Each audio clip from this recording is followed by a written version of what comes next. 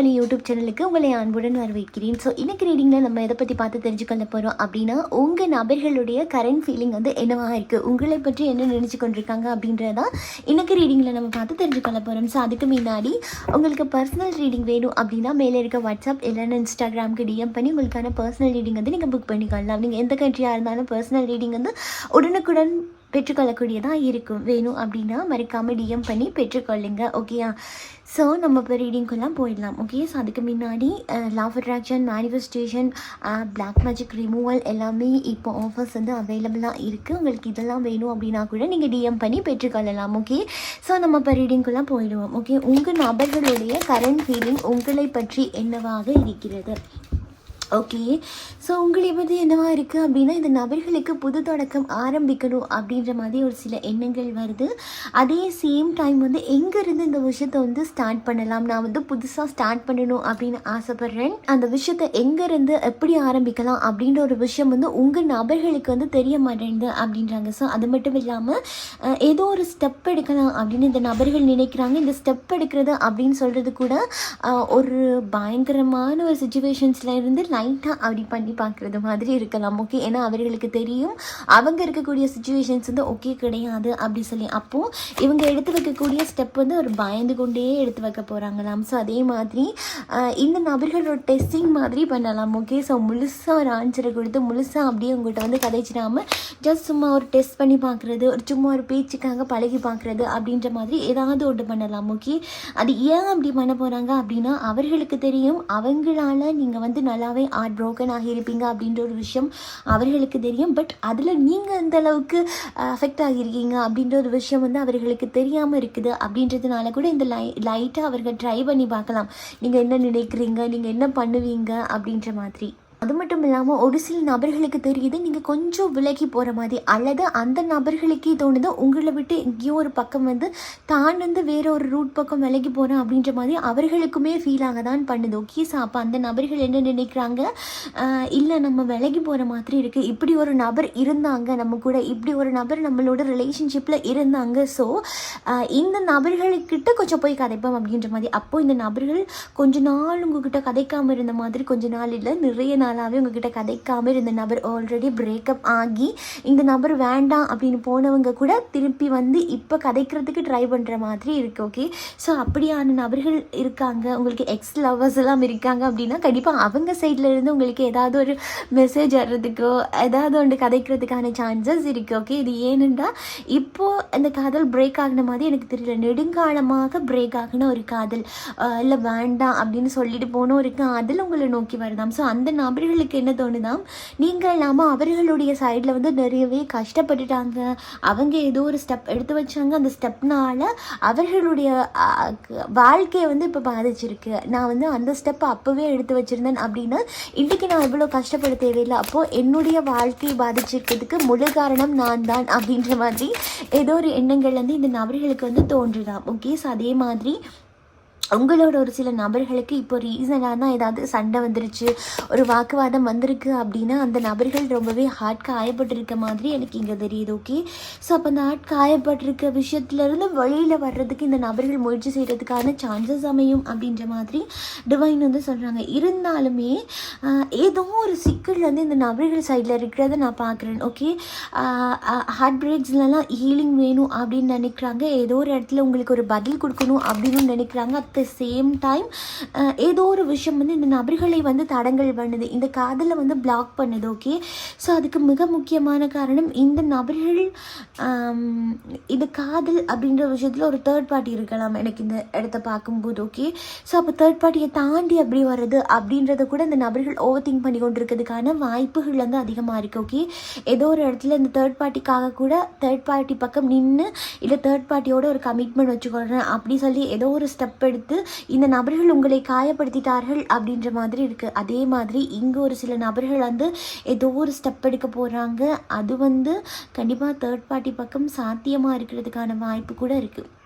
Okay, இங்கே 3 group வந்து வந்திருக்கு. ஒரு குரூப் வந்து அவர்களுடைய ரொம்ப நாள் கதைக்காமல் இருந்த எக்ஸ், நீங்கள் ஒரு கமிட்மெண்ட் வேண்டி இருந்திருப்பீங்க, அந்த எக்ஸ் வந்து வேண்டாம் அப்படின்னு போயிருப்பாங்க. இப்போது அந்த நபர்கள் சடனாக வந்து ஒரு என்ட்ரி கொடுக்கறதுக்கு கதைக்கிறதுக்கான சான்சஸ் இருக்குது. ஓகே, ஸோ அவங்க என்ன ஃபீல் பண்ணுறாங்க, நீங்கள் இல்லாமல் நான் ரொம்பவே கவலைப்பட்டுட்டேன், எந்த வாழ்க்கையில் நான் உன்னை ரொம்பவே மிஸ் பண்ணிட்டேன் அப்படின்னு சொல்லி குரூப் நம்பர் 1 ஆக்கள் வந்து திரும்பி வர மாதிரி இருக்குது. சரி, குரூப் 2 வந்து என்ன சொல்லுது அப்படின்னா, என்னால் வெளியில் வர முடியலை, இந்த இடத்துல வெளியில் வரணும்னு நான் ட்ரை பண்ணி கொண்டிருக்கேன், ஆனால் எனக்கு இந்த இடத்துல தேர்ட் பார்ட்டி இருக்கிறதுனால ஒரு பயத்தை க்ரியேட் பண்ணுது, ஆனால் எனக்கு இப்போ நான் உன்னை விட்டு தள்ளி போகிற மாதிரி எனக்கே ஃபீல் ஆகுது, இந்த மாதிரி ஒருத்தங்க இந்த ரிலேஷன்ஷிப்பில் இருக்காங்க அப்படின்றதே நான் மறந்துட்டேன், ஸோ எனக்கே ஃபீல் ஆகுது, அதனால நான் இப்போ உங்ககிட்ட வேகமாக ஓடி வரணும்னு நினைக்கிறேன் அப்படி சொல்லி குரூப் நம்பர் 2 வராங்க. குரூப் நம்பர் 3 வந்து என்ன நடக்குது அப்படின்னா, ரீசனாக தான் அவங்க 2 பேத்துக்குள்ளேயும் ஒரு வாக்குவாதம் வந்து வந்திருக்கு. முகேஷ், அப்போது இந்த நபர்கள் வந்து உங்களால் நான் நிறையவே காயப்பட்டுட்டேன், உன்னால் நான் ரொம்பவே கேவலப்பட்டுட்டேன் அப்படின்ற மாதிரி ஒரு சில ஃபீலிங்ஸ். ஓகே, ஸோ இந்த குரூப் 3ல உங்களுக்கு எது பொருத்தமாக இருக்கக்கூடியதோ நீங்கள் அதை செலக்ட் பண்ணிக்கொள்ளலாம். ஓகே, ஸோ நான் அந்த குரூப் 3க்குமான ரீடிங்கே நான் சொல்லி கொண்டு வரேன். ஓகே, செட்டப் குரூப் 3 வந்துட்டு நான் அதை பிரித்து சொல்கிறேன். ஓகே, நான் இங்கே மொத்தமாக ஒரே டெக்காக எடுக்க தான் நினைச்சேன், ஒரே டெக்கில் ஒரே ரீடிங்காக எடுக்கலாம் அப்படின்னு நினைச்சேன், பட் இது வந்து 3 அதுவே பிரிஞ்சுட்டு. ஓகே, ஸோ ஏதோ ஒரு ஏதோ ஒரு நியூஸ் சொல்ல வராங்க தனிப்பட்ட ரீதியாக, ஸோ உங்களுக்கு பொருந்தக்கூடிய மாதிரி எடுத்துக்கோங்க. ஓகே, ஸோ அப்போ நம்பர் 3 என்ன சொல்கிறாங்க அப்படின்னா, நான் ரொம்பவே ஹார்ட் பிரேக் பட்டிருக்கேன், உன்னால் நான் காயப்பட்டிருக்கேன், ஸோ அதனால் என்னால் ஹீல் பண்ண முடியாமல் இருக்குது, அந்த மன வருத்தங்களை மாற்ற முடியாமல் இருக்குது, அந்த மன வருத்தத்துலேருந்து தப்பிச்சு வெளியே வர்றதுக்கு எனக்கு வழி தெரியாமல் முழிச்சு கொண்டிருக்கேன் அப்படின்ற மாதிரி இருக்குது. ஓகே, அதாவது நீ இப்படி பண்ணுவேன் அப்படின்றத நான் எதிர்பார்க்கவே கிடையாது, சடனாக நீ இப்படி பண்ணிட்டியா, நான் யோசிக்காத விஷயத்த நீ கதைச்சிட்டல்ல, ஸோ அது வந்து என்னை ரொம்பவே காயப்படுத்திருச்சு, இந்த காதலையும் காயப்படுத்திருச்சு, உண்ட மேலே வச்ச நம்பிக்கையும் காயப்படுத்திருச்சு அப்படின்ற மாதிரி இருக்குது. ஓகே, ஸோ அதே மாதிரி அவங்க என்ன சொல்ல வராங்க அப்படின்னா, நான் எப்போவுமே உங்க கூட ஒரு ஸ்திரத்தன்மையை தான் எதிர்பார்த்திருந்தேன், எப்போவுமே உங்க கூட வாழணும் அப்படின்னு தான் நான் நினச்சி கொண்டு இருந்தேனே தவிர்த்து என்றைக்குமே நான் வந்து உன்னை வேண்டாம் அப்படின்னு சொல்லிட்டு இன்னொரு நபரை நான் தேர்வு பண்ணலை, ஆனால் நீ பண்ண விஷயம் இருக்குல்ல, அது எனக்கு ரொம்பவே ஒரு மனத்தை கஷ்டப்படுத்தக்கூடிய மாதிரி ஆயிடுச்சு, நான் எதிர்பார்க்காத ஒரு விஷயத்தை தான் நீ பண்ணி என்னை ஹர்ட் பண்ணி விட்ட, ஸோ அதனால என்னால் இதிலேருந்து வெளியே வர்றதுக்கு எனக்கு கொஞ்சம் டைம் கூட, ஏன்னா மனசுக்குள்ளே வந்து அவ்வளோ கவலை இருக்குது, வேதனை இருக்குது, இதை நான் எப்படி வெளிப்படுத்துறதுன்ட்டு தெரியாமல் இருக்கேன் சீரியஸாக அப்படின்ற மாதிரி ஒரு சில கோபத்தோடு கலந்து சொல்கிற மாதிரி இருக்குது. ஓகே, ஸோ அதே மாதிரி ஒரு சில மாற்றத்தை எடுத்துகிட்டு வரணும்னு நினைக்கிறேன், பட் உன்னை நம்பி எப்படி எடுத்துகிட்டு வர்றதுன்னு எனக்கு தெரில, எகெயின் நீ என் லைஃப்குள்ளே வந்தால் கூட பேசாமல் இருப்பியா அப்படின்றதும் எனக்கு தெரில, ஒரு சில பயமாக கூட எனக்கு வருது, ஏன்னா திரும்பவும் நீ அதே மாதிரி ஏதாவது பண்ணிடுவியோன்ற பயம் தான், ஏன்னா நான் ஒன்று பிளான் பண்ணி பண்ணுவேன், நீ என் கூட இருக்கணும் அப்படின்னு பண்ணுவேன், ஆனால் நீ பேசுகிற வார்த்தையெல்லாம் எப்படி இருக்கும் தெரியுமா, அது என்னை காயப்படுத்துகிற மாதிரி இருக்கும் அப்படின்ற மாதிரி நம்பர் 3யோட ஆக்கள் வந்து சொல்கிறாங்க. ஓகே, நீங்கள் ஹர்ட் பண்ணதுனால அவங்க ஹர்ட் ஆகி போயிருக்காங்க, ஸோ அதே மாதிரி உன்னை நம்பி என்னால் எந்த பிளானுமே பண்ண முடியாமல் இருக்குது, நம்பி நான் பிளான் போட்டு கஷ்டப்பட்டதெல்லாம் போதும், இப்போதைக்கு நான் ரிலாக்ஸாக இருக்கேன்னு நினைக்கிறேன் அப்படின்ற மாதிரி இருக்குது. ஓகே, சரி, குரூப் 2 என்ன சொல்ல நினைக்கிறாங்க அப்படின்னு பார்த்துடலாம். ஓகே, எனக்கு நிறையவே ஆஃபர்லாம் இருந்தாலுமே கூட, இப்போ இந்த தேர்ட் பார்ட்டி நடுவுலேயே இருந்தாலுமே கூட, நான் வந்து இன்றைக்குமே உனக்கு வந்து ஒரு துரோகம் பண்ணணும் அப்படின்னு நினைக்கவும் மாட்டேன், பட் உனக்கு அது தெரிய மாட்டேனுது, ஏன்னா நீ எப்போவுமே என்னதான் குறை சொல்லிட்டு இருக்க. ஓகே, என்னுடைய சுச்சுவேஷனையும் என்னோட இடத்துல இருந்து நீ கொஞ்சம் யோசிச்சு பார்க்கணும், எந்த விஷயத்த கதைக்க முன்னாடியும் என்னோட சைடில் என்ன இருக்குது அப்படின்றத நீ தெரிஞ்சு கதைச்சு அப்படின்னா ரொம்பவே நல்லா இருக்கும், ஏன்னா நீ ஒரு சில பிடிவாதத்தில் இருக்கிற மாதிரி நான் ஃபீல் பண்ணுறேன், நீங்கள் ஏதோ ஒருத்த காலில் நிற்கிறீங்க, விடாமல் இருக்கீங்க, கேட்டுக்கொள்கிறீங்கல்ல என்ன கதைக்கிறீங்கன்னு, ஏதாவது ஒரு விஷயத்தை பிடிச்சிக்கொண்டு இதுதான் அப்படின்னு சொல்லி நீங்கள் கொஞ்சம் ஸ்திரமாக நிற்கிறீங்களாம். ஓகே, ஸோ அது அவர்களுக்கு இன்னுமே காயம் தர மாதிரி இருக்குது அப்படின்றதுனால என்னால் சடனாக இந்த முடிவுகளை எடுக்க முடியாட்டியும் என் மனசில் நீ இருக்க அப்படின்றத நீ புரிஞ்சு கொள்ளணும் அப்படின்ற மாதிரி இருக்கு. ஓகே, ஸோ அவர்களுடைய லைஃப்பில் எவ்வளோ தான் ஆஃபர்ஸ் எல்லாம் இருந்தாலுமே கூட நான் வந்து உன்னை அதிகப்படியாக காதலிக்கிறேன், ஏன்னா மற்றவங்களுக்கும் உனக்கும் வித்தியாசம் இருக்குது, என் லைஃப்பில் இருக்கக்கூடிய மற்றவங்களுக்கும் உனக்கும் வித்தியாசம் இருக்குது அப்படின்றத நீ புரிஞ்சு கொள்ளுவேன் அப்படின்னு நான் நினைக்கிறேன், பட் வந்து என்னால் எப்போவுமே உன்னை வேண்டாம் அப்படின்னு சொல்ல முடியாது, நீ இல்லாமல் என்னால் இருக்கவும் முடியாது, அது சாத்தியமும் கிடையாது அப்படின்ற ஒரு விஷயம் உனக்கே நல்லா தெரியும், இருந்தாலுமே கூட என்னாலையுமே நீ தான் வேணும் அப்படின்னு ஸ்ட்ராங்காக நிற்க முடியல, அதுக்கு காரணம் என்னோட கமிட்மெண்ட். ஓகே, ஸோ அப்போ தான் தேர்ட் பார்ட்டி மேபி இந்த நபர்களுக்கு கல்யாணம் ஆகியிருக்கு அப்படின்னா அதுவும் கூட ஒரு கமிட்மெண்ட் தான். ஓகே, ஸோ அந்த கமிட்மெண்ட் எல்லாம் தாண்டி வர்றது எனக்கு கொஞ்சம் கஷ்டமாக இருக்குது. எஸ், ஆனால் நான் என்ன நினைக்கிறேன் அப்படின்னா, உங்க கூட சந்தோஷமாக இருப்பேன், உங்க கூட இருந்தால் நான் ரொம்பவே ஜாலியாக இருப்பேன், என்ஜாய் பண்ணுவேன் அப்படின்னு தான் நினைக்கிறேன், ஆனால் அதுக்கான சுச்சுவேஷன் அமையாதனால தான் இப்போ வந்து நான் கொஞ்சம் யோசிச்சு கொண்டிருக்கேன். ஓகே, எனக்கும் சில தடைகள் இருக்குது, நீ எந்த சைடில் இருக்கதையும் புரிஞ்சு கொள்ளணும். ஸோ நீ அப்படி புரிஞ்சு கொண்ட அப்படின்னா நமக்குள்ள பிரச்சனை வரதெல்லாம் கம்மியாகும். ஆனால் நீ புரிஞ்சு கொள்ள மாட்டேன்றியோ அப்படின்ற மாதிரி இருக்குது ஒரு சில விஷயத்தில். ஏன்னா ஒரு சில விஷயத்தில் நான் என்ன பேச வரேன் அப்படின்றத நீ காது கொடுத்து கேட்டாலே நமக்குள்ள அவ்வளோ பெரிய பிரச்சனையெல்லாம் வராது. ஓகே, உனக்கு நான் அதை எப்படி சொல்லி புரிய வைக்கிறதுன்னு தெரில. ஆனால் என்னுடைய மனதில் நீ இருக்க அப்படின்றது மட்டும் நிஜம், உண்மை. ஓகே, ஸோ உன்னை வந்து நான் எந்த இடத்துலையுமே தாழ்த்தி பார்க்கவும் விட மாட்டேன்.